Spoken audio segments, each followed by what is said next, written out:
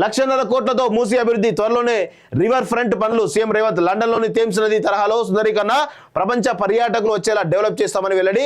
Hyderabad Gopanapally flyover ప్రారంభం అంటూ ఒకరోజు చూస్తా ఉన్నాం. ఆ 1,50,000 కోట్లతో మూసీని అభివృద్ధి చేస్తామని సీఎం రేవంత్ రెడ్డి ప్రకటించారు. త్వరలోనే మూసీ రివర్ ఫ్రంట్ పనులు ప్రారంభిస్తామని చెప్పారు. గ్రేటర్ హైదరాబాద్ శేర్లింగంపల్లి పరిధిలోని గోపనపల్లిలో 28.5 కోట్లతో నిర్మించిన ఫ్లైఓవర్ను శనివారం సీఎం రేవంత్ రెడ్డి ప్రారంభించారు.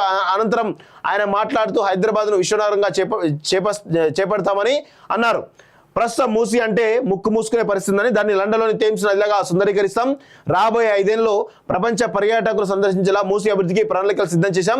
మూసీ అభివృద్ధి చూడగానే ప్రజాప్రభుత్వం గుర్తించేలా తీర్చిద్దామని తెలిపారు. సో ఇదే అంటే మనం విషయం ఏంటంటే 1,50,000 కోట్లతోటి మీరు మూసీ సుందరీకరణ చేస్తామనడం నాకైతే అంటే ఎవరికి కూడా నచ్చదు. ఎందుకంటే అంత పెద్ద అమౌంట్, భారీ డబ్బులను ఆడ వెచ్చించడం కరెక్ట్ కాదు అనేది నా అభిప్రాయం.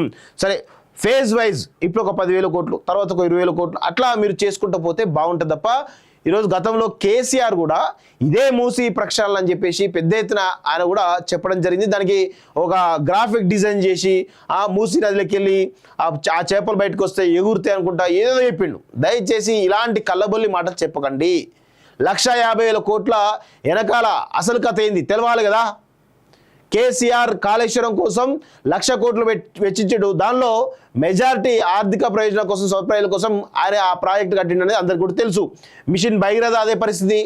అలా చెప్పుకుని చాలా ప్రాజెక్టుల పరిస్థితి కూడా అదే. ఇప్పుడు రేవంత్ రెడ్డి కూడా అదే కొనసాగిస్తుందా అనేటువంటి అనుమానాలు మాకు బలంగా కలుగుతూ ఉన్నాయి.